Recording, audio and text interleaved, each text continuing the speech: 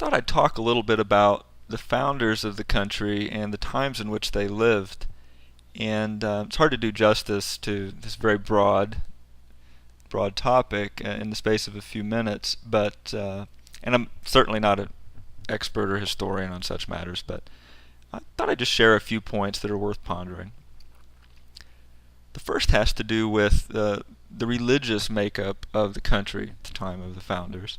In particular, I would say most people would imagine the country to be overwhelmingly Protestant at that time, and it was only later Catholic immigration, first from Ireland and then Italy and Poland and so forth, that made Roman Catholic numbers swell to the point where they were able to play a really important and significant role in the development of the country. But in reality, they were there in strength from the beginning, and this has to be understood and appreciated to a degree that I don't think it currently is.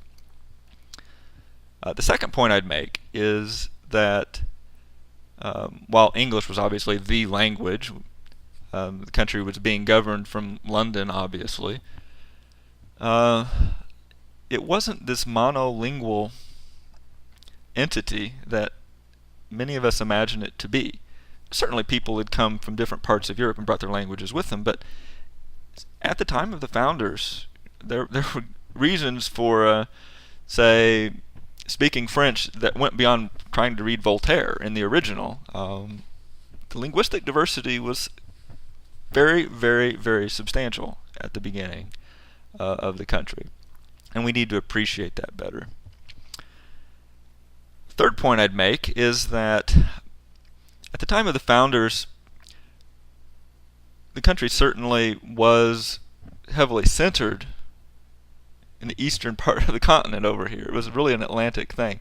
But while that was true to a large extent, I would argue that westward expansion was already not only well underway, but that the dimensions of that westward expansion really gave birth to the country, rather than the country giving birth to westward expansion. People will disagree with me on that, but I really think the historical record is pretty clear.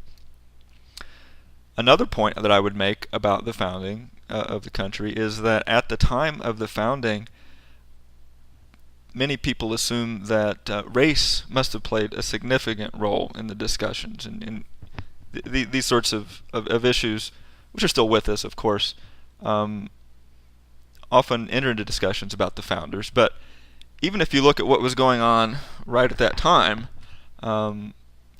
surprisingly, race didn't play as big and determinative a role in the founding of the country as people assumed that it did.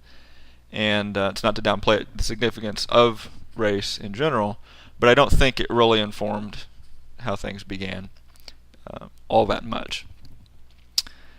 The fifth point that I would make is that at the time of the founders, there had already been a very, very, very long history of regional self-government on which to draw.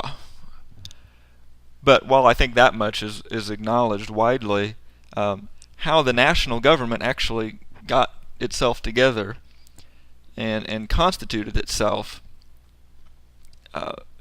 it's not appreciated just how much you simply had to look and copy what was going on in London and bring it over on this side of the Atlantic.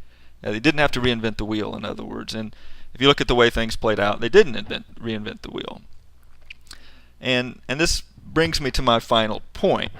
A lot of people would assume that the founders were all these guns blazing revolutionaries, but in the event, no, they really weren't particularly revolutionary. They just wanted self-government. I mean, it's a natural thing to desire among any people. And if you look at how things played out, then that is precisely how the Dominion of Canada became independent in 1867 without firing a shot.